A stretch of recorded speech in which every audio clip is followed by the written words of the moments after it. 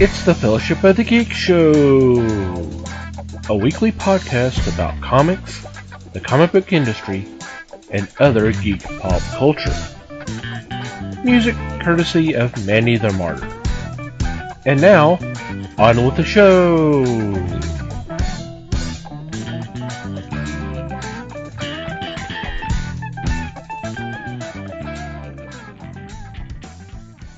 Hey everybody, it's the Fellowship of the Geeks podcast.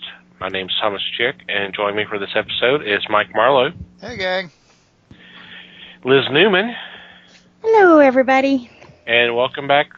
What's your name again, Les? Eric Stratton, Russ Sherman. Damn glad to meet you. Nice. Welcome back, Les Webster. Thank you, sir. And by back, he just means that he's actually with us. He's not actually back. Yeah. He's recording from Paradise this evening. So, how is everybody? Groovy. Yeah. Amazing. Sound real defeated there, gang. Right. Well, hopefully you and in the audience are doing a lot better than we are. So, what's been going on in your coordinated galaxy? Oh man, it sounds like you're making it sound worse than it probably. No, actually, no, you're not.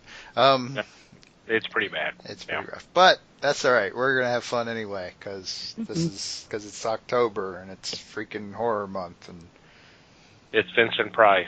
It's Vincent Yay. Price and it's hashtag all the horror and oh my god, there's a lot of podcasts, which is awesome. I am neck deep in podcasts about horror movies and all kinds of great stuff. A couple of highlights. First off, the Penance RPG podcast. Those people are awesome because they're doing some really fun stuff. They're actually a D&D actual play podcast, and they dropped their second episode today. And these are like 2-hour long actual play marathons. It's a lot of fun. They're having a really good time over there across the pond doing this stuff.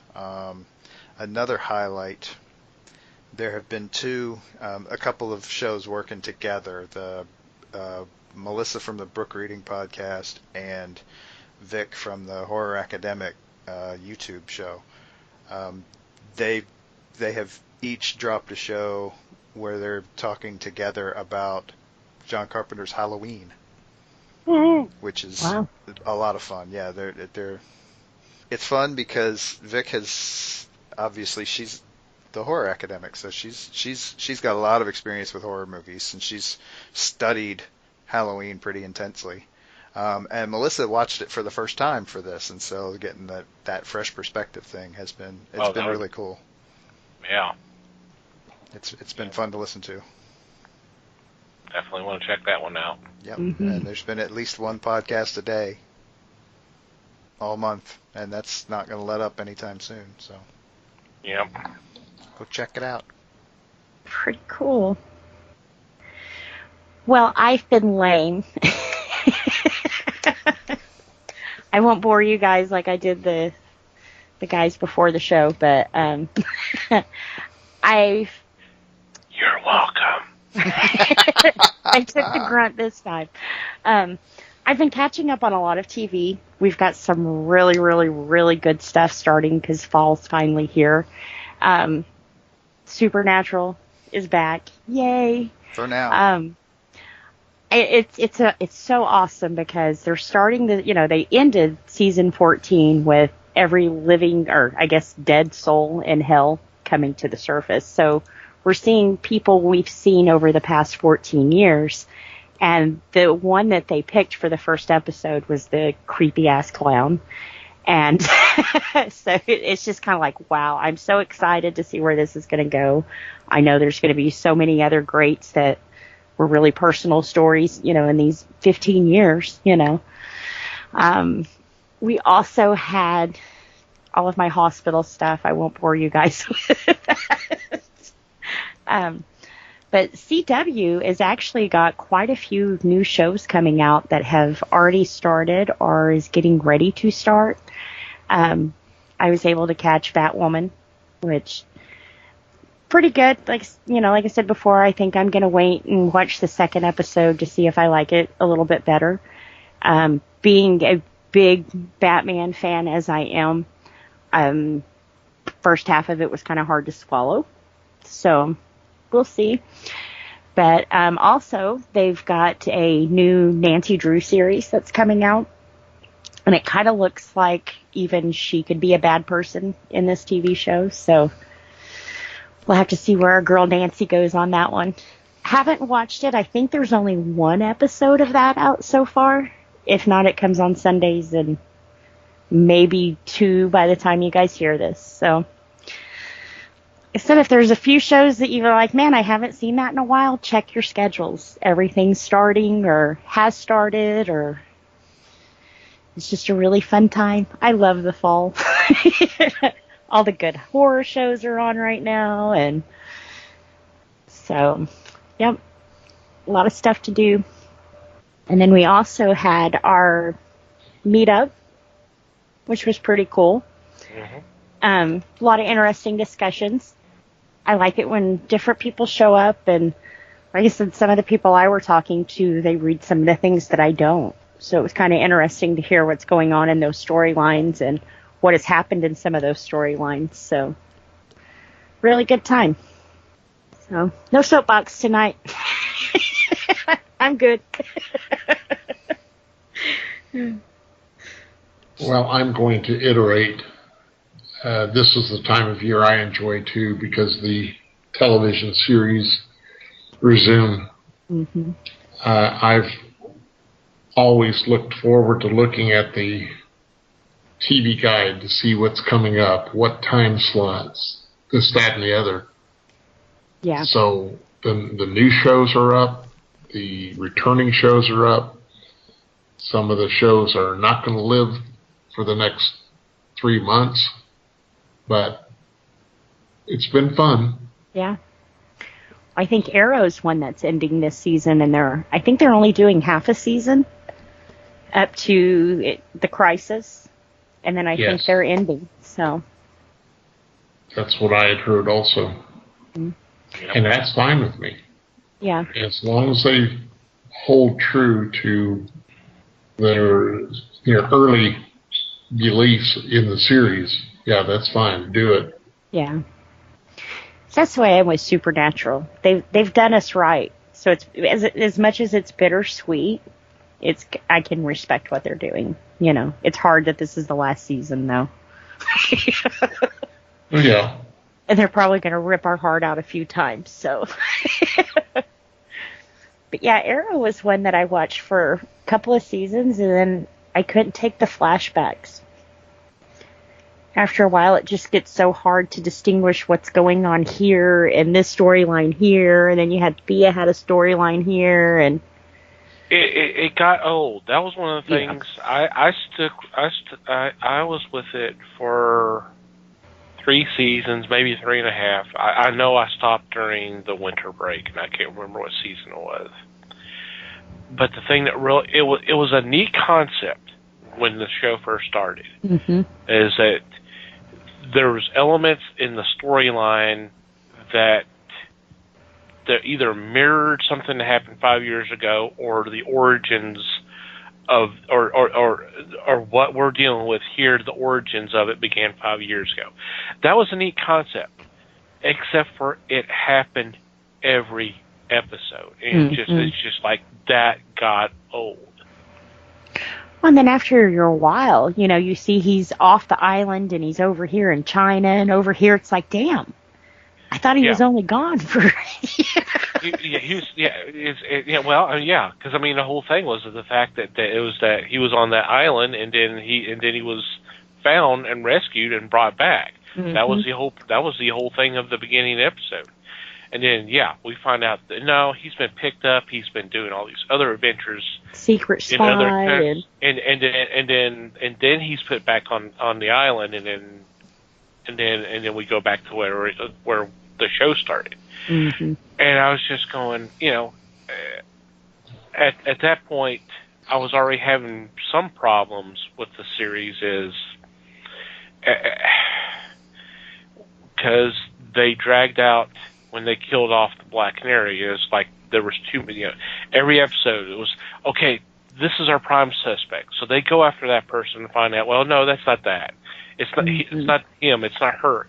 It dragged too long, and then the second half of that season was whether or not Oliver was going to become the new leader of the League of Assassins.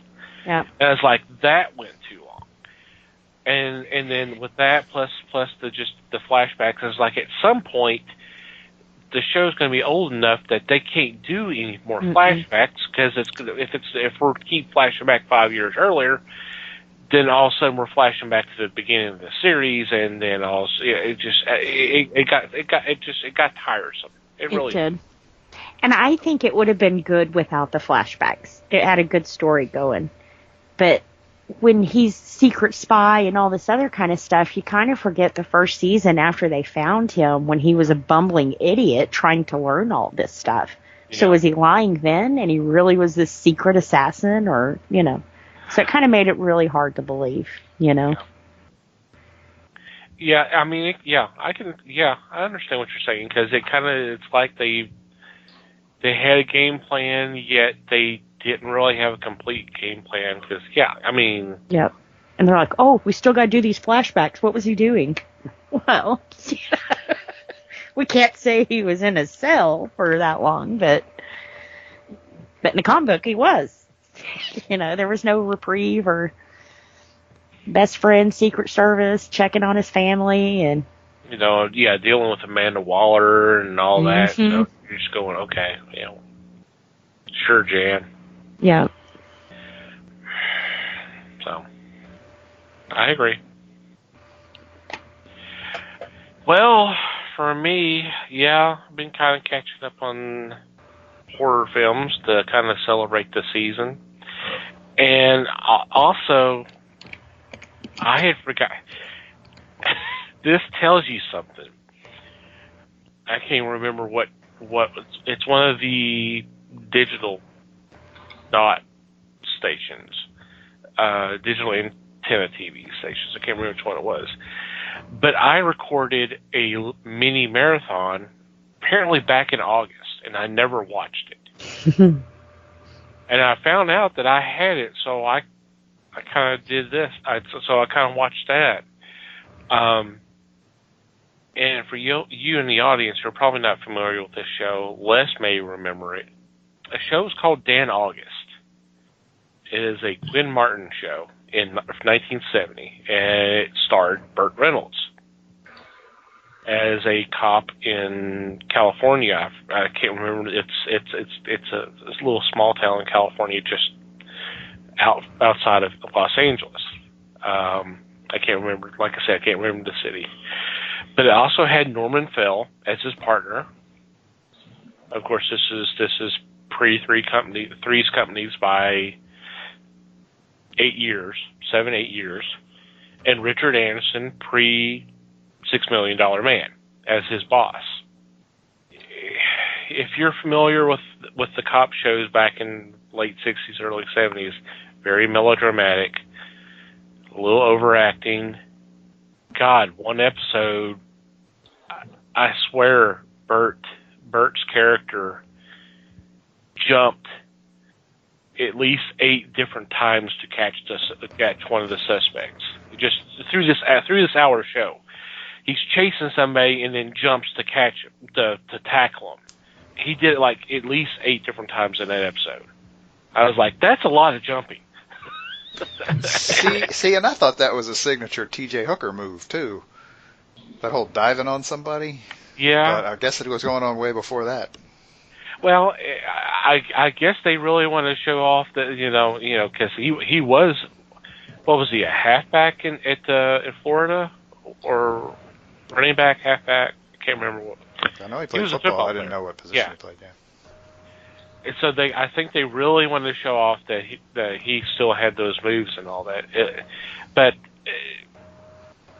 it was funny kind of watching some of these shows, especially the very first episode.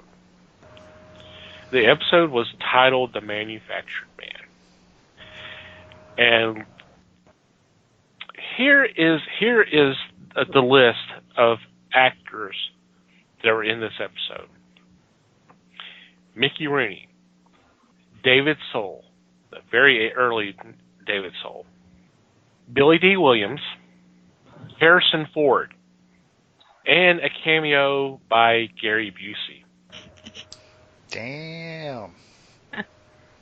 10 years down the road, that's a high-budget movie. Yeah, exactly. That's a messed up cast. Well, that too. It was kind of funny watching some of these episodes. One of them also starred Martin Sheen. He was a guest star, and it was so funny seeing Martin Sheen in 1970. I'm going, that's Emilio Estevez. It's just like, you can see the similarities. It's so dead on. Well, and this is like, a few years before Apocalypse Now. Yeah. Very young Martin Sheen, and you could definitely see the resemblance in the face. But it was kind of an interesting show. Not the greatest writing, and like I said, a little overacting, but it was kind of fun watching it. Cool. Yeah. Interesting to see kind of how cop shows have evolved since then. Well, and of course, with one of the famous trademarks for the Quinn Martin shows was everything was acts. It's something that was kind of spoofed in the Police Squad TV series. Yeah. There was an Act 2 and an Act 3 and an Act 4 or epilogue, that kind of thing. That's kind of a hallmark for a Quinn Martin show. So, because you have to tell people how to react to their show. Mm-hmm. But anyway.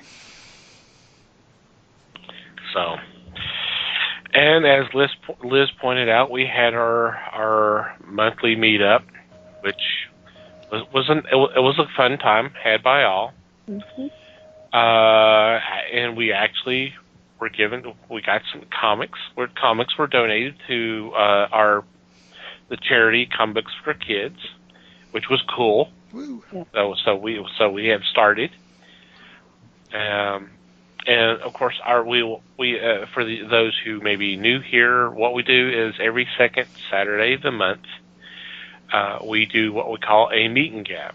If you're in the Dallas-Fort Worth area, we meet at a place called Wing City, and that is located at 1456 Beltline Road, and that's in Garland, 75044. And what we do is we just kind of talk about anything that's going on.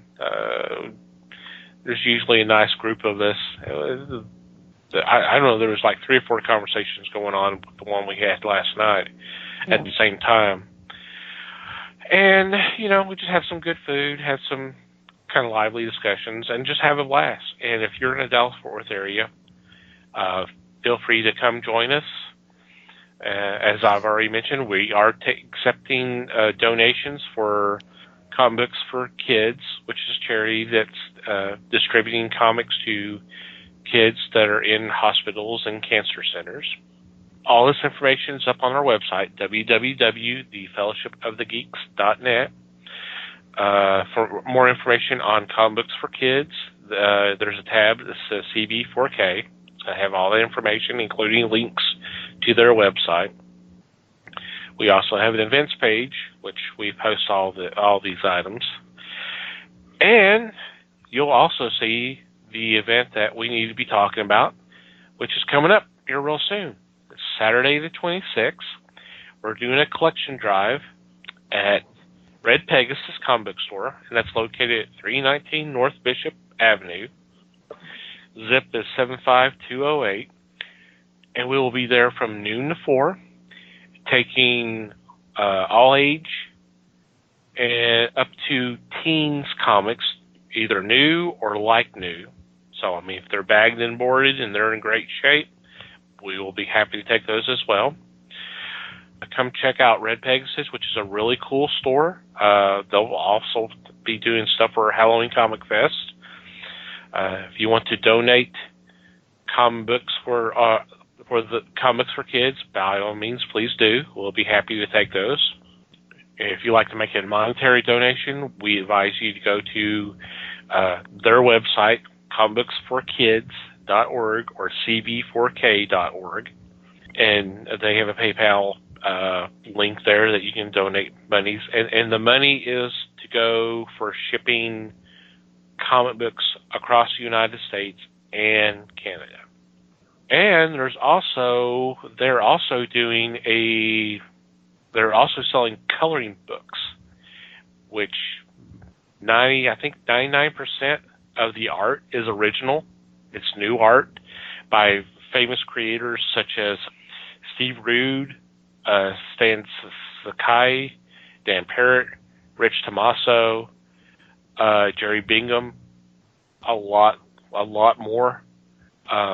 They're only $10, and all of that money goes to shipping the books to the hospitals and cancer centers.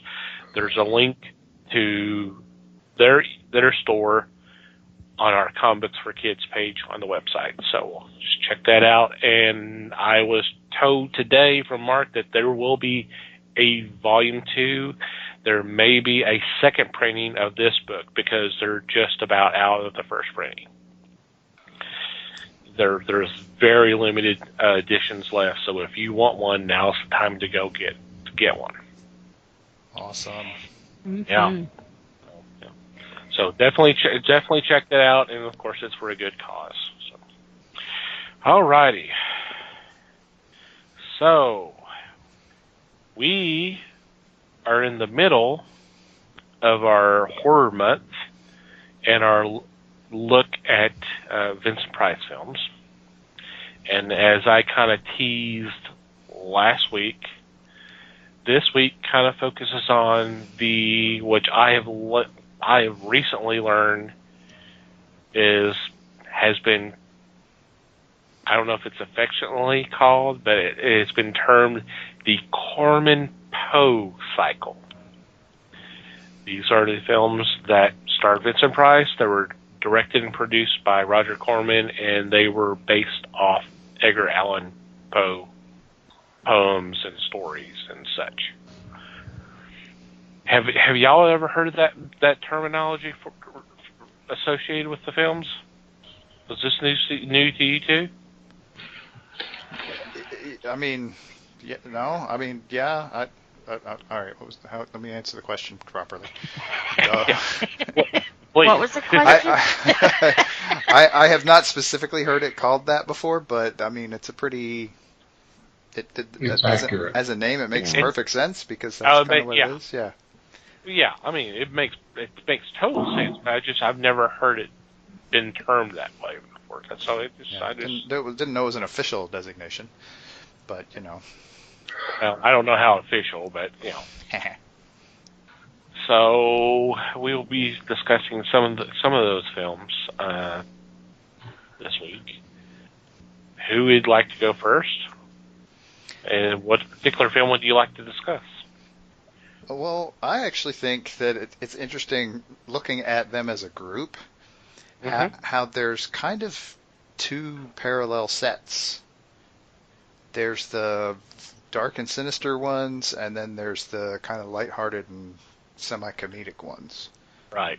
And I find it interesting. It seems like they're like working on one of each at a time most of the time, because I mean all of these movies came out in like a 5-year span, really. I mean, it wasn't very long, and it's several movies. And I think it's 7. They said in this series, right? Or the Poe 8. 8. Mm-hmm. Well, okay, and in all fairness, in some of them, there are actually a couple that are not Poe related that they kind of do it at the same time. So some of that is, if you mix that in, there's like a fun string of serious ones, and then there's like a fun string of kind of comedic ones. Okay. Yeah. To be honest, after watching some of them, I'm not really sure which way I like. I mean, it's fun that there's both, because I think I would get tired of the serious ones because they're still on the cheesy side. But I mean, it's early '60s, so you can't get too gripey about that. But then that there's a series of them, a group of them that don't take themselves so seriously, that just I think that's great. Yeah. Well, I will bring up Tales of Terror, which was 3 stories written for the screen by Richard Matheson, who we've noted before. And in them, you do have both. You have the serious and you have these semi-comedic. I enjoyed this one maybe because of the cast. Of course, Vincent Price was in all 3 stories. But in the second story, you had Peter Lorre in The Black Cat. And in the third was Basil Rathbone. Mm-hmm. And I thoroughly enjoyed this movie because it did take the Poe stories, and you've got to remember that these are very loosely equated to the stories, because not even Poe came up with some of these ideas. Yeah.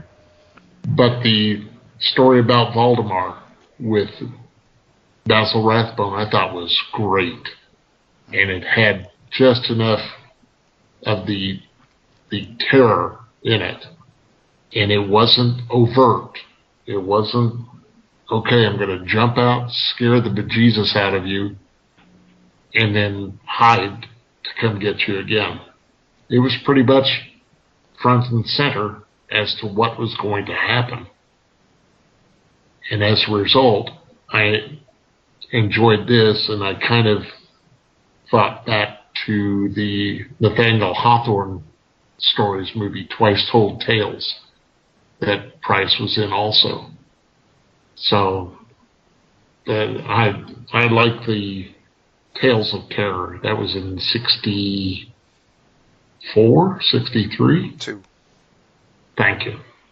So there's what I would say about it. I thoroughly enjoyed this one for sure. Agreed. Yeah. Yep. Yeah, and it was fun how they kind of twisted the Black Cat. And honestly, it was more Cask of Amontillado than Black Cat. Let's be realistic here, but the way they twist those two stories together is and manage to make them, like you say, comedic as well. I mean, say what you want about Peter Lorre, and he's famous for a very disturbing role that he did very early in his career. Yeah, that's a movie that should be required watching. Honestly, it's a very interesting movie, and he does an unbelievable job in it. That he can turn around and then do I mean, I don't want to call it lighthearted, because his character's not nice in this story, not at all. But it is definitely a much funnier setting, and I marvel a bit at the range that he had. I think it wasn't, especially early in his career, they didn't take advantage of it. You had to get, I mean, this is 30 years into his career, or 20 at least, before you start getting stuff like this where he gets to be silly on screen, and it works really well. He does it really well. Did you notice at the end of the movie they had credits for the wine scene that they were overseen by a group of wine critics and such. It just cracked me up to see that. Yeah, that was just a hilarious scene anyway too. But yep. I've been enjoying going back and watching some of these because my grandmother, John Wayne and Vincent Price, I don't know which one would have taken her place as number one. But I'm finding that a lot of these that I watch, I see parts and pieces, and it's like, I remember this, but I can't remember the whole story. Mm-hmm. So it's been a while. But on this one, I've seen The House of Usher, and I don't know, if somebody buried me alive, I definitely would go mad. I definitely would kill him. But I think we talked about this last week too. These are just different kinds of horror stories. There's more left to your imagination, which makes it more scary, and they just make you think. Some of these, I can recall the works that they came from, but some of the other ones, it's like, I've read a lot of Poe, especially through my emo years, and I can't recall that. So maybe, like you guys said, it was just loosely interpreted, and maybe that's why I didn't know where it had come from. Right. It's been 15, 20 years since I read a lot of this stuff too. Yeah. So yeah. It's some of it is creatively interpreted enough that it's hard to spot. Like, I wouldn't have remembered Morella specifically from Tales of Terror. And again, you talk about the similarities with House of Usher.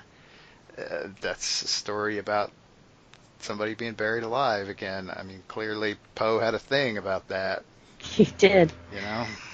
Especially still hearing them breathing and the heart beating. Mm-hmm. And you get Telltale Heart, which honestly the Morella segment calls back to that a good bit too. Yeah. A lot of parallels. It's been a long time since I saw House of Usher, though. I didn't rewatch it for this, but I have seen it. And stupid question: okay. The House of Usher and the Fall of the House of Usher, is that the same movie?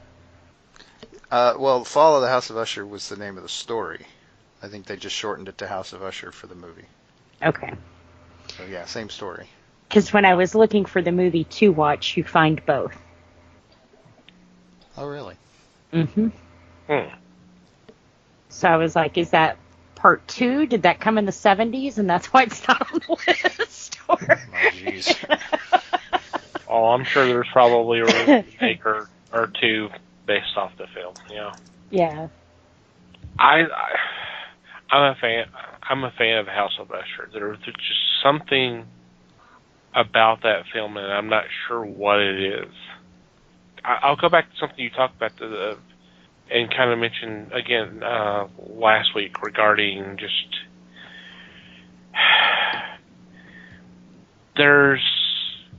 it's really a drama. It's not really horror. I mean, there's some blood and there's some spooky things kind of happening and that kind of thing, but it's pretty much just a drama. You have this young man who's now, according to the poem, he wasn't the lover of the sister, but it was changed for the movie. But he's coming. He's in love with her. He wants to marry her. He wants to take her back and have a wonderful life together. And Vincent Price's character is going, no, you can't, because there's this history and all that. It just, you're going to breed monsters. And I was thinking, but don't we all? Some of us more than others, but yeah. But, the more and more he explained his side of the situation, it was kind of like, other than the house splitting and catching fire at the end, I mean, that was kind of, supernatural or whatever. It just really sounded like he was freaking crazy. Like, he thought that he was cursed, and so she was too, and I'm going to kill her. And I can't say that there was anything really wrong with her, other than that at the end, she woke up in a freaking coffin. That kind of freaked me out too, and make me want to kill the person that had buried me alive, So I can't say that was a supernatural thing more than maybe she just snapped, And some of these too, I have to remember the time period that they're in, because it's kind of like everyone kind of talked over her, that she was more property than a person sitting there, I'm taking her, this is what we're doing, and the brothers know she's not. Well, where's her say? So, but back then, that's the way it was. You were betrothed to someone, and you had your dowdy and your little hope chest, and off you went. Yeah, pretty much. Yeah. Historically accurate. So it's refreshing to see how far we've come, but I think had it have been a different way, it wouldn't have worked. This story wouldn't have worked. You needed someone to be the caretaker, and although sometimes it was borderline creepy, that's your sister. But well, sure. Creepy was part of the whole deal, though. Yeah. But I'm with you as far as the supernatural. I think the scariest part of this movie was the dream sequence he had, where the ghosts were getting him and, holding him back and that kind of thing. That, to me, that was probably the scariest part of the movie. It's a fun way to sort of let the audience see some of the stuff going through Usher's head. Yeah. It's kind of a glimpse into his madness. Yeah. And there's people like that who have, their senses are super heightened, but they're not cursed or demonic. Well, we know that now. Yeah. But we didn't know that back then. True. We didn't have explanations for a lot of stuff. They didn't know what schizophrenia was back then. It didn't exist. Or like her feigning spells. They were just crazy, right? Yeah. But I think he made her crazy. Oh, sure. Yeah. And they kind of left out the part of why she came back from Boston to even live in a house that she didn't want to be in. If she was doing well in Boston and everything, why didn't she just stay there and marry the guy? Because then there wouldn't have been a movie. That's it. Pretty much. Well, that's where I was going to go. Sort of, right. I mean, that wouldn't feed into the story very effectively. Mm-hmm. And also, you're still talking about that freedom thing that didn't exist. Yeah, true. So he probably told her to come back. Right. And she had no choice. Or thought she had no choice. In her lifetime frame mindset, she had no choice. Yeah. In any other way, she would have been a harlot, so. Mm-hmm. Yep. And to answer your question from earlier, there was another version of the movie called The Fall of the House, or another one in 1948. So if you're Googling it, then you might be stumbling into that one as well. Okay. I bet that was it. Because it was two different movie covers on it. Yeah. That's why I was like, well, is this part 2 or... But it's the same story then, huh? Right. Okay. House of Usher 2, Electric Boogaloo. The house rises back up. To Usher, Too Furious. Wow. Oh, man. I commend you. That was good. That was. I'm going to start writing that one tomorrow. All right. Yeah, Have you guys seen The Pit and the Pendulum? It's been a while. I was not able to locate a copy for me to to watch it again, but I have seen it. Yeah, I had seen it before too. I'm not entirely sure where or why, but I'm a little surprised. I must have just gotten on a Poe kick at some point in my early life and tracked down these movies and watched them on cable probably back in the day. Yeah. But yeah, I'd definitely seen this one before. This is another one of the serious ones too. It's an interesting take on it, for sure. I don't know if I've seen this one. Looking at the storyline, I don't think I have. Yeah, it's another kind of crazy son of a crazy family type thing again. Yeah. Yeah, the parallels between this and Usher are not. They're pretty obvious. And eventually, he kind of slips into his father's persona, and his father was a torturer. And yeah, it gets fun from there. So does he kill his sister, or? No. Time to watch it. No. Yeah, I mean, I don't want to get too I mean, also, Yeah. it's hard to get spoilery on a movie from 1961, but Right. yeah, no, he gets his. The sister survives. He gets his. Yep. I mean, honestly, he has snapped at that point anyway, so Yeah. what are you going to do? He's... You put him down. Mm-hmm. As they say, true dat. Quite literally in this case also, but that's neither here nor there. I think that's one thing that Vincent Price definitely, he has range.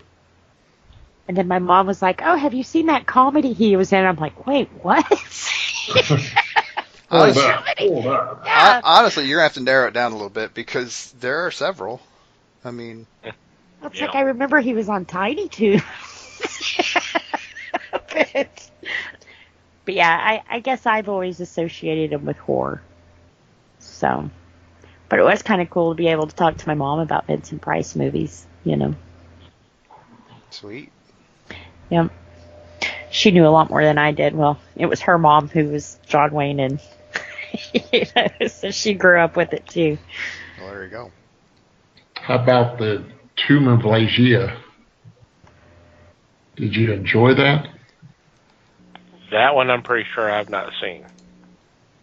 This is about the man who is told his wife cannot be buried with the Christian people, but he inters her anyway.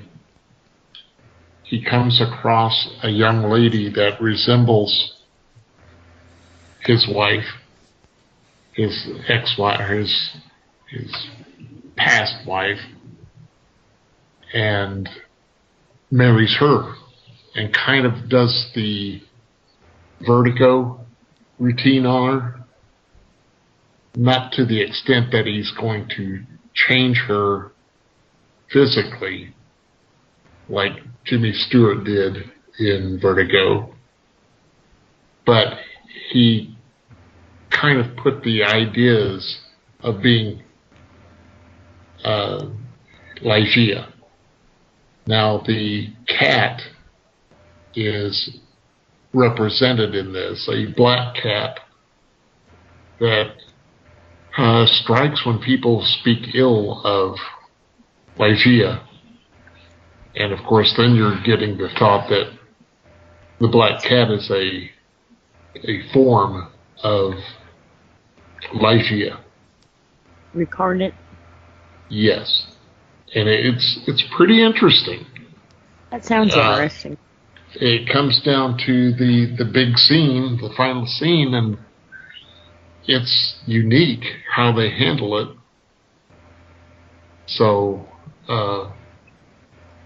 this one I do recommend. It's a good one. 64 was the date on it, and I thought that was great fun to watch, just to see how they would handle the persona of the madman. Yet, once again, I'm sorry, but Poe's characters in these movies played by Price were all done in by women. So it was either the woman that did it or the love of the woman that did it. And Ligeia to me, had a slight twist that Lenora, the woman who Price found to resemble his wife, kind of egged it on. Yet she was in love with him, yet she kind of egged it on. So she didn't mind changing for him. I don't think she was aware that she had been changing. Because you do have hypnotism involved, which was, at that time, when the story was written, was kind of unknown. And would a person suffer if you were hypnotized? That kind of feel. What are you doing to their psyche in general? Correct. That's pretty cool. So, how many of us watched The Raven? Not this round. Yeah. I haven't But run I have. but I haven't seen it yet. Although I did listen to the first 5 minutes of it where Vincent Price was reading, quote the Raven Nevermore. That I know we made fun of it in the company podcast thing, but I love his voice. It's so, I don't know. I mean, it's, I like, yeah, I loved that part. But I haven't been able to watch the whole movie yet. Not this round anyway. But to hear him read it and recite it, it was kind of like, that's pretty good. Oh, sure. Yeah. This guy's got a future. Yeah. You might want to stick with this. He ought to be in movies. Right. I've not seen this version of The Raven, unfortunately. Oh, you should watch it if you get a chance. Yeah. It's pretty entertaining. This is another one of the funnier ones.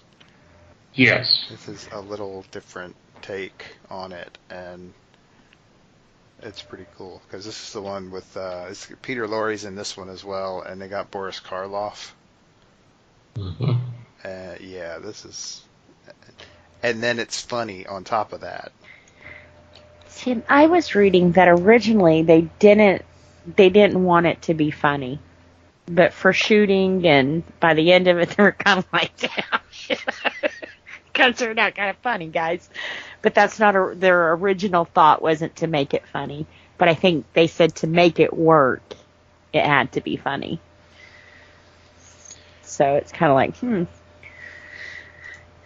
Well, and what kind of balances this out a bit, and this actually jumps into a movie that does not have Vincent Price in it. The Raven was shot kind of side by side with another film called The Terror, which has Karloff in it as well, and both movies also have a very young Jack Nicholson, and it's really funny because you start watching, you watch The Raven, and yeah, it's fine, it's cool, and it's funny, and it's entertaining, and then you flip over and you turn on and you start watching The Terror, and it's like a lot of the same. It's like the same sets. Yes. So and then you've also still got Karloff and Nicholson in there, and they're getting really intense in this, and it's a very serious. I mean, the story's got nothing to do. They're not related at all, but it's clear that they were shooting them at the same time, or at least back to back. And it's pretty fun. that's pretty cool. It's yeah. And that's, I don't know, I hesitate to pass judgment on it that they're using the same sets for two different movies because, I mean, one, if you know anything about the industry, they're trying to do these things cheap. So it's fine. And honestly, they do dress them up a little bit. They don't look exactly the same. There are different, they're made up differently, the sets. But it's pretty obvious. It's like there's this like big hall, the at the entrance to the castle. And it's the same camera angles. I mean, the set is the table's different, and the stuff on the walls is different, and the lighting is very different. But it's clearly the same. Yeah. Yeah, and so it is interesting to watch. I mean, you can get a little bit of a sense of how they made movies back then to an extent, and it's. Yeah. I mean, especially when you're talking about these American International pictures, with Roger Corman running the entire show and having to crank out however many movies a year he was cranking out. Yeah. On the little bit of money that he's got. So yeah, it's interesting. I was watching an episode of Pawn Stars, and a guy had brought in a piece of it was a prop from a Charlie Chaplin movie. I'm wanting to say it was like his hat or something like that. And the expert they had come in was like, it's really rare to find the older movie sets because a lot of it was recycled. You had the same studios, and instead of, we can use the phone from this and this and this, he said, so a lot of times, props weren't as common. You had to make do with what you had. He said, so to have something so iconic and it not to have been recycled back through, another movie or another TV show or something like that, and you can actually document where it came from, it made it pretty valuable. But I thought it was interesting that they did recycle like that, Mm-hmm. Oh yeah, they had warehouses full of stuff that you're shooting a movie. You're shooting a movie at the studio. You can just go down to the prop room and just see what they've got. Yeah. Grab as much stuff as you can use. I know I'm a big Lucy fan, and it's really hard to run across the stuff that she had on her set too. And if it is out there, people are keeping it, But absolutely, there's a big collector crowd around I Love Lucy and all that stuff. Yeah. There's just a lot of collectability stuff there. But once again, she recycled so much through all the different TV shows and stuff she had that a lot of it was either broke or thrown away or, it's just no longer there. Well, and that she owned her own production company probably has something to do with that too. Right. See, I have a check registrar, the little square that you tear your check off of, that's signed by her through her Desilu Productions company. Ooh.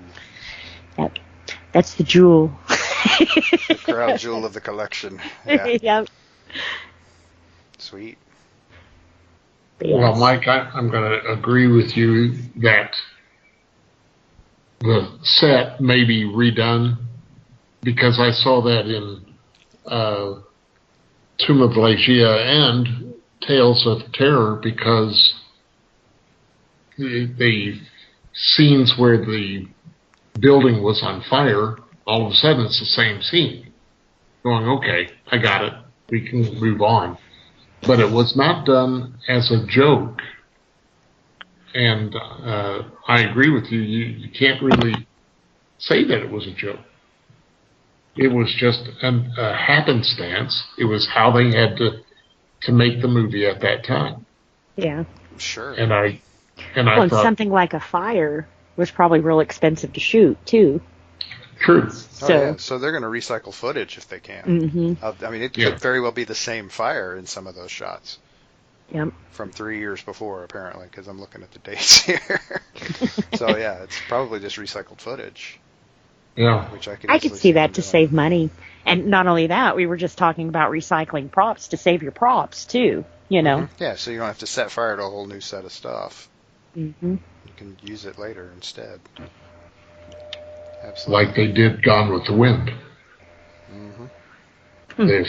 The burning of Atlanta was the King Kong set. That's cool. I didn't know that either. Yeah, you tend to get a lot more of that in older films, because especially those old studio movies, they're shooting them in the studio. I mean, yeah, they're rebuilding out their sets all the time, and so Yeah, they're all shot in the same place. Can't keep burning them. Right. And especially given that they're in the middle of Hollywood, you can't really set that big a fire because you'll burn down Hollywood. But one cool little piece of trivia, the Raven, how he did, the beginning, like I'd said, in Tiny Toons, just a couple of years before he passed away, that was one of the last things he did was read the Raven for, I can't remember that little bird's name on Tiny Toons. She was the pink Tweety bird.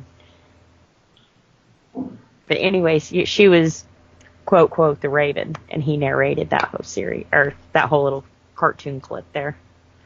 It's kind of coming full circle. Yeah. True.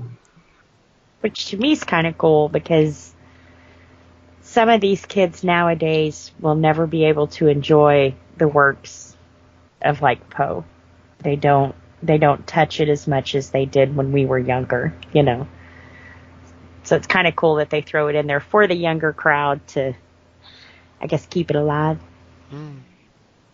Yep. Expose them to the classics.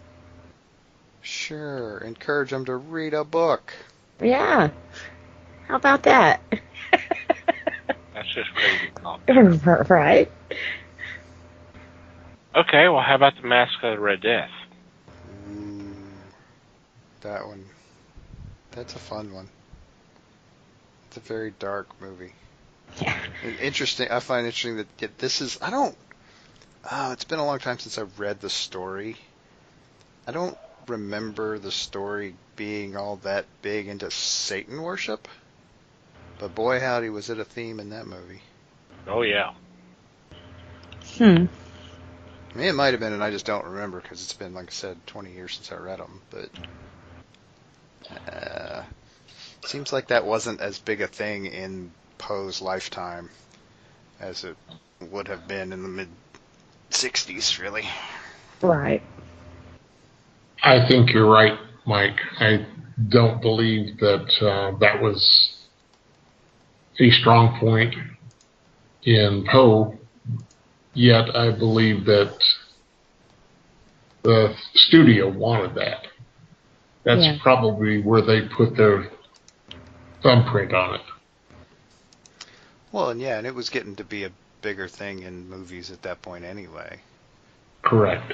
You get that was getting. I mean, especially the horror movies. You're getting a lot of stuff another out of Europe. Unknown. Right. Sorry. No, it's fine. What we used to, they still do it today. They're scare tactics. It's that little trigger word that you can push to make people go, ooh, Satan. You know. He was the big boogeyman back then, Kids are worshiping Satan. Hey, as someone who started playing D&D in the very early 80s, believe me, I can tell you. Yeah. The Satanic Panic. It was real. Yep. It sure was. Between that and heavy metal, And horror films. Well, that heavy metal and Satan kind of changed names. They were interchangeable. Yeah. There was heavy metal music because they worship Satan. Well, believe me, it wasn't that different for Dungeons and Dragons at the time either. There's a lot of the same. Yeah, I mean, that was a way of worshiping Satan. Yeah. Playing a game. Just because it Which wasn't to me Monopoly. was crazy. Yeah. Well, of course it was crazy. That goes without saying. Actually, if you think about all of the skill and thinking and adding and storytelling that you have to put together to even play a game of that, it's like, why would you discourage kids to use their brain, Kind of like we were saying about the horror movies. It's not something you could just set down and here it is, we're going to lay it out for you. You had to think and interactive and... Oh yeah, you're talking about critical thinking, you're talking about analytical thinking, you're talking about social interaction. Mm-hmm. Yeah, no, there's no reason to say no to this. Except that, and I don't want to get too far down the rabbit hole here, except that some parents don't want to encourage their children to think. True. To respect authority and do as I say. Mm-hmm. Yeah. It's a control issue. But I think had it been like, I won't say Smurfs and castles because they had a problem with the Smurfs too. But had it been other characters than demons and dragons, I don't think it would have. You know what I'm saying? To me, it was just a character. It wasn't. You weren't bonding this to your soul. You weren't doing some little chant before you played. You know. So I never understood the big deal on that one. It's a game. Yeah. I'm glad you don't understand. I lost a lot of good music during that time. Uh-huh. No, agreed. And a lot of good cartoons and a lot of good books and I don't know. But I'm glad I went through that period because the type of person I am today, I hate censorship on any level because I did go through that. Nobody should be able to tell you how you interpret or feel about something. That's for yourself. If music, art, whatever speaks to someone in a nasty way, then you were nasty to begin with, you know? So, little rabbit hole, but yeah, like I'll pull I said, it back. Yeah, we could go down that rabbit hole real far, and Yeah, I don't know that we want to do that. Wouldn't be a happy rabbit hole. No. But, you know, I even with bringing the rabbit hole back to our discussion, we've mentioned that before, too, that I think they got away with a lot more in these movies because they couldn't show you killing this person. You could imply it, you know.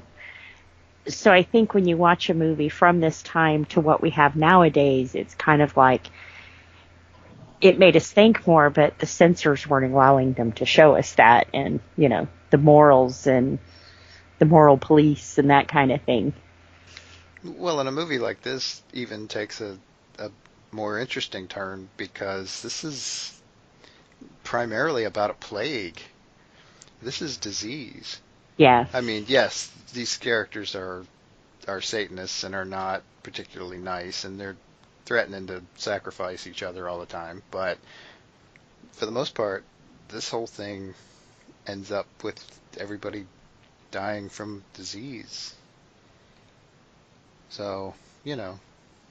Fun. Yeah. That's way better, you know. Yeah. Yep. I don't think I saw that one. But hearing you describe it, I can see why I didn't see that one, you know. Yeah, it's one of the darker ones for sure. But it's still good. All the Satanist talk is actually pretty damn silly. But it's all honestly, that's mostly because they're taking it so seriously, and so it's just it's interesting, but don't get any ideas about it being realistic. Right. But in '64, it was pretty realistic, you know. Well, there wasn't a whole lot else to base it on. Mm-hmm. Or to prove it wrong. Right. Which is why we burnt so many witches. We didn't know any better. There was nothing else to... You know, the burning thing, here's another rabbit hole. Uh-oh. If you look it up, it was a very, very small percentage of people accused of witchcraft that were burned in punishment. Mostly they were hanged. Or drowned. The vast majority of them were hanged. Yeah, there was some drowning going on too. But in America, though, there were no burnings. Yeah, there was never a burning on American soil. At least not an official one. They were all hanged. Like all that Salem business. Yeah. They were all hanged. And there actually wasn't even that many in Salem. It's made such a big deal out of. There was, I don't remember. Well, it was less than Satanists. 10. I don't remember. Yeah. But yeah, there was a lot more of it going on in Europe.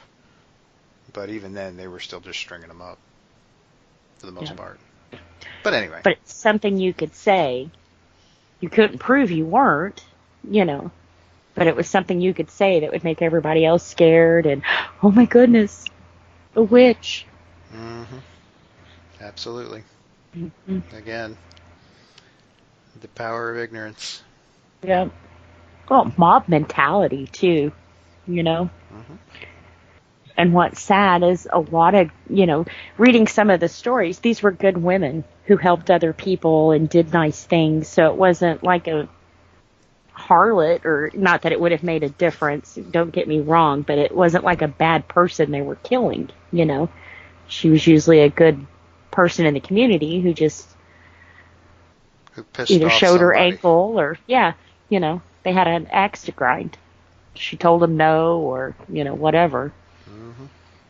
Anyway. Hey, witches are kind of Halloween, so we're not too far off. Good point. I mean, it's not really what we signed up to talk about, but right. It's fine. That's like, oh God, we wouldn't have a show if there wasn't a tangent or two. Come on. We always stayed on topic. Right. It would be much shorter shows anyway. Right.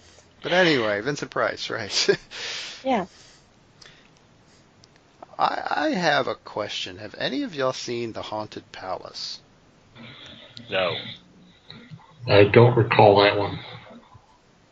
Because this is actually the one I want to see, and I have not been able to track it down yet. I'm not sure why. When I was tracking it, the only place I was able to find it is on disc on Amazon. So you have to buy the CD. You see, I looked it up and I still couldn't find one on there. I'll have to look again. Because this is an interesting one for me because yes, the Haunted Palace is a a poem, I think. But the story is actually based on a Lovecraft story, which they kind of weave the poem into a little bit somehow. I don't know. I haven't seen it. I want to watch this one because the other thing I've heard about it is that in terms of adaptations of Lovecraft stories, this is a really good one.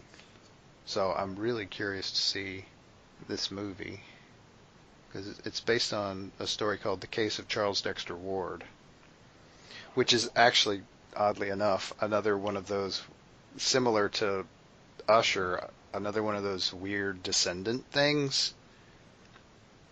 So, I am curious. I take it back. I have seen this one by reading the plot. I'm like, I have seen this one. It's been a long time, but I have seen this one. Yeah, I remember it being pretty good.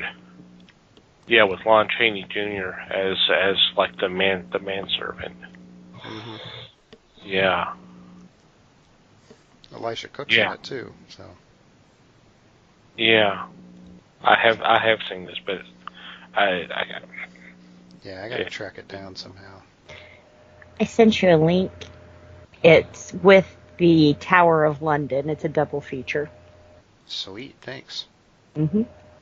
I wouldn't mind seeing Tower of London too. Yeah, some of these, if our audience, if you haven't heard some of these movies that we've talked about, of course, any of the classics, please watch them. But if you go to the archives, it's a website. A lot of these will be on there, and you can watch them from there. But some of these are old, some of them are older, and they're over there on the archives. But like this one we were talking about, you can find it on Amazon, but they only have it on disc. But Amazon has been pretty good about having a lot of Vincent Price. Some of it's available on Prime, and some of it, since it's not in HD, you can rent for 48 hours for $2, So, and I think you have 48 hours to watch it, but you have it for a month. So if you don't watch it for a couple of weeks, you can stall off for a couple of weeks. Right. Yep. So see, that's what I did. I went ahead and rented all of them, but I haven't started watching them yet for my time. So, but he's as far as horror icon, I think we touched on that one too. He's definitely up in the top. I can't think of him anything outside of, well, besides Tiny Toons, but just the range he had. He could play anything you gave him, I don't know if that was a case of they wrote it with him in mind, or he just stepped in and just did a really good job at it, but I've always believed the parts he was playing, He needs better choices in women, but I've always believed the part that he was playing.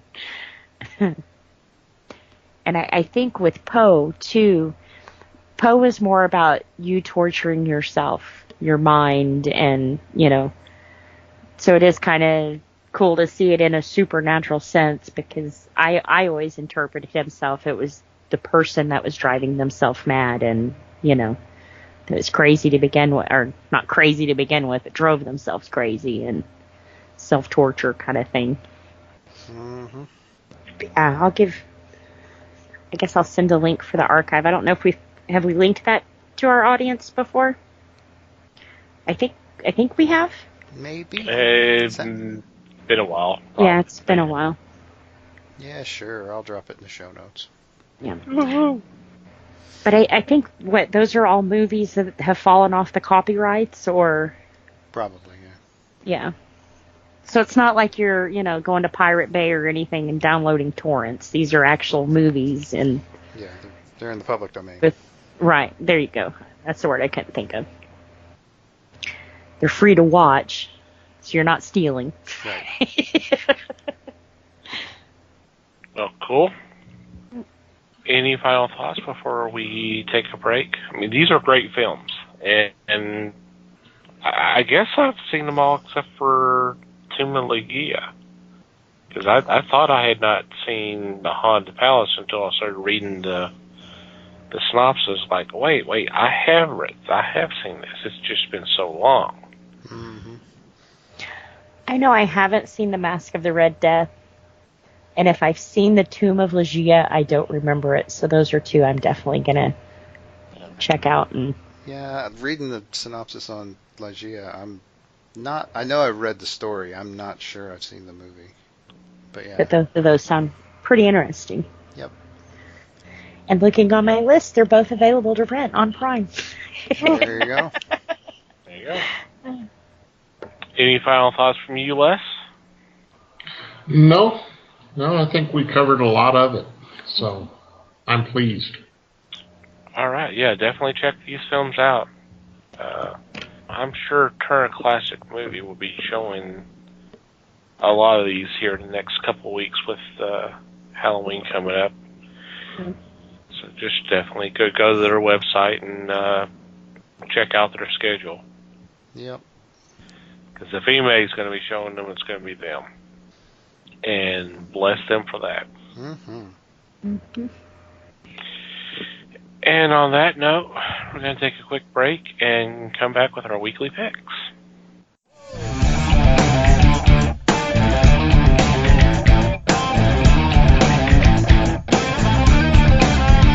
And we're back. It's time for our weekly picks.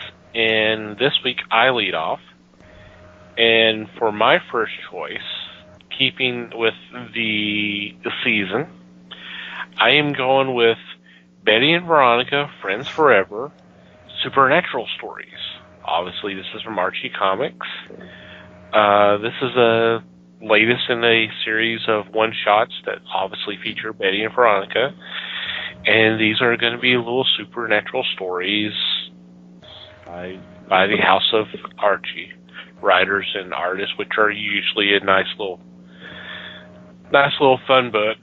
So I'm sure this will be the same. And I love these. It's kind of a nice little. I mean, we always focus on the kind of the horror aspects of the season, but there's also kind of fun. There's also the fun side of the season as well. So, gotta remember that. It's a fine line between laughter and screaming. Mm-hmm. And that line gets blurry in October. Yep. Alrighty, Les, you are next. My first choice comes from Vault Comics. It's Money Shot #1. This is for mature audiences, but in the plot, Christine Ocampos is the inventor of the Starshot teleportation device because space travel is extremely expensive at this time. Her idea is to travel to new worlds, find local aliens, and film her exploits. Now, Chris and her group of scientists cum porn stars explore the universe, each other, and the complexities of sex in Money Shot. Wow, chicken, wow. Pretty much, yeah. So you get a story about scientists having sex with aliens and for the glories of mankind and money. And yes, it says on the cover, if I remember correctly, world's filthiest comic. So Definitely not an all ages comic book. no. Probably not. Not so much. Cool. Yeah, cool. Okay. Alrighty, Liz, you have to follow that. Right. So I don't know if I have anything that exciting, but one that I've been pretty excited about, it's called Beyond the Demon to the Sea. This is going to be a one-shot, and I've seen a couple of pages out of this, and oh my god. I mean, it's all drawn in nautical style, like tattoo style. But like the gutters in between the panels and stuff, it's hard to distinguish one panel from the other because blood, ghouls, rope. I mean, it's amazing. It's about a guy who basically kind of goes crazy in love, and it's kind of weird. We've been talking about Edgar Allan Poe and stuff. It kind of follows the same style as The Telltale Heart, where he's drove himself mad, But I as good as the story sounds, the artwork is just so yummy that I'm definitely picking this one up to definitely see the other pages that I haven't seen so far. But it definitely looks good. If you're a fan of tattoo, the nautical work, and everything else, you'll absolutely love this. He was very, very sparing with the color that he used in this, so it does have like a beige tone to it. So when the color is used, I mean, there's emphasis there, and it's, like I said, it's definitely amazing just for the artwork. Definitely check this one out. One shot, so if you don't like it, you ain't got to read it again. It's already in your possession, so... Right. That's a hell of a sales pitch right there. Jeez. It sounds pretty cool, though. Yeah. I don't think I've ever seen a book that's told in tattoo style. You have the rat fink and that kind of stuff, but yeah, it should be, like I said, the pages I have seen, the guy Davy Broyles, I may be saying his last name, definitely talented, amazing artist. I think just the pictures alone told the story better than the text that was going on. Nice. Yeah. Sounds cool. Alrighty, Mike. Okie dokie. So I have a Dark Horse book for my first pick, and this is called Count Crowley, Reluctant Midnight Monster Hunter. This is #1 of 4. And this is the story of a young reporter named Jerry who gets delegated to hosting the nightly creature feature at her small town TV station, which she's not happy about, obviously. But it turns out that this is a significantly more complicated job than she thought at first. So I think this is going to be a lot of fun. If nothing else, she still has to figure out what happened to her predecessor. So should be interesting. Yep. I like that. Yep. Alrighty. I am up again, and for my second choice, I am going with the Epic Collection from Marvel. Hey, I hadn't done one of these in a while, so we were overdue. Anyway, this one's called Daredevil, A Woman Called Widow. And this is kind of a unique time in Daredevil's life. If you're familiar with the character, he is the protector of Hell's Kitchen in New York, right? Right? This is actually a time that he actually moved to California. For a while, he was in California because he was trying to win back the love of Karen Page. And this is also the time where he obviously runs into the Black Widow and forms a friendship, and then maybe a little bit more, and certainly a partnership. So this includes issues 64 through 86 of Daredevil, and a couple issues of Iron Man.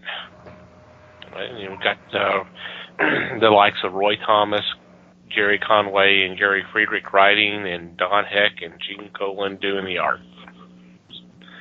So, nice stuff there. Cool. That sounds good. Yeah. It does. Very cool. Nothing else, seeing Daredevil on a surfboard. There you go. Totally worth it. Why not? I have no idea if that's really in the book, but you know. Shades of Batman. Shades of Batman. Yeah, Bruce drives by and goes, "It's been done." They jumped the shark. Mm-hmm. Alrighty, Les. Number 2. From Dark Horse Comics comes Tommy Gun Wizards, number 3. This has been an interesting program because you've got Elliot Ness, you've got Al Capone, you've got an illegal magic ring, dark wizards. It's all over the place. So this is something extremely different from things that have been done before. You've just got a mash of so many different items. So I'm just going to say try this out. It is number 3 in a limited series, but it's going to be fun. Yeah, I've been enjoying this, actually. It is definitely an interesting twist on gangster stuff. Very cool. Alrighty, Liz. All right. For my second pick, it's a new one out of Zenescope called Unbound. This will follow the two characters, Lucas, who is a werewolf, and a monster hunting newbie named Marna. So, interesting duo there. He sounds like he's more experienced and she's not. But they are hunting a lichen named Cain. So, they say that everything is not quite as it seems. So, should be pretty interesting. Usually anything Ralph Tedesco puts out is pretty awesome. So, I'm very excited to see this new world that they've created for us. Yeah, I like to jump on the new number 1s from Zenescope because it's in the best, and I mean it's in the best possible way. You never really know what you're going to get. No. Yeah. That's true. And it is often a lot of fun. Or where that character will wind up, you know. Mm-hmm. Alrighty, Mikey. Okie dokie. So my second choice, I'm not going to do the count impression. Just not going there. My second my second choice is from Dynamite, and this is a graphic novel entitled Nancy Drew and the Hardy Boys: The Mystery of the Missing Adults. And so this is what looks to be a fun little story of with Nancy Drew and the Hardy Boys in a situation where all the grown-ups have disappeared in Bayport, and so they're sort of for one, they're kids, so they're going nuts and having fun, but at some point they're going to realize, okay, we kind of need the grown-ups, so we need to figure out where they went and what's going on here. So, adulting's hard. Adulting sucks, let me tell you. I can vouch. But yeah, I think this is going to be a lot of fun. That is cool. Yeah. Alrighty. And our honorable mention this week is... This one's actually a fun one. Spider-Man Life Story. Spider-Man just celebrated 57 years, and they decided for the anniversary of this, they were going to give us a what-if story. 57 years have passed since he's come out. Well, what if, day for day, he's lived those 57 years? So in 6 issues, they broke it down into the 60s, the 70s, the 80s, and they brought it to present time where he's 72 years old. So definitely a good little story. Like I said, it's kind of, like I said, a what if. What if Spider-Man got old? But if you haven't read the Spider-Man story, this is kind of a good background, too, of where he started. I think they start exactly at the spider bite. So definitely a good little story and good for their little anniversary. I said I think it's an interesting take that they did, how they handled this one. Each issue is a different decade. Yeah, so that's interesting. Yeah. Mm-hmm. Yeah. And Chip Zdarsky. So definitely a good story. Right. Very cool. Yeah. Alrighty. Any special shout-outs this week? Not me. Nothing here. Okay. Go ahead to our regular shout-outs. Obviously, we want to thank Pop Goes the Culture Podcast Network for allowing us to be a part of a great group of shows. There will be a link in our show notes. Definitely check out some of the podcasts there. Take a moment to also thank all the podcasts that are part of hashtag All the Horror. Definitely check out some of their fine work. Yeah, I'm behind on those. I need to catch up. Thank you guys for your support. As obviously the Pottern family, hashtag Pottern family, who's also supported us over the years. Definitely go check them out. Check out some of their work, and the best way to do that is go to Twitter and do a search, hashtag Pottern family, all one word, and just scroll through and see whatever catches your attention and download and check out that episode. Thank you guys. I also want to thank Manny the Martyr for supplying the music to our podcast. We'll have a link in the show notes for you to peruse their fine music. And last but certainly not least, you, dear listener, thank you for downloading and listening to today's episode. We always appreciate your support and value your feedback. Have a comment, question, complaint, suggestion, observation, what have you, please contact us. There are several ways you can do that.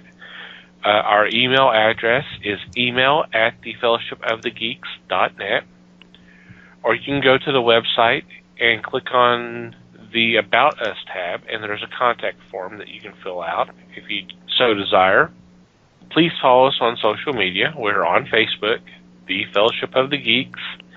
We're obviously on Twitter, @FellowshipGeeks. And if you like to follow our personal Twitter accounts, by all means. Mike can be found @MikeyGeek. Liz can be found @LN_geek. And I can be found @TomTCGeek. And wherever you download our work, please, if you could, rate and review our shows. Thank you so much. Anything else before we say goodbye? Just thanks, everybody. Thank you, everyone. Thanks for listening. Thank you, everybody, for listening. Do appreciate your support as always. And until next time, geek on, my friends.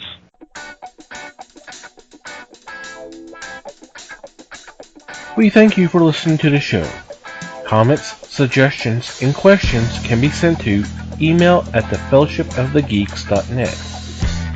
You can follow us on Facebook at The Fellowship of the Geeks and on Twitter at Fellowship Geeks. Until next time,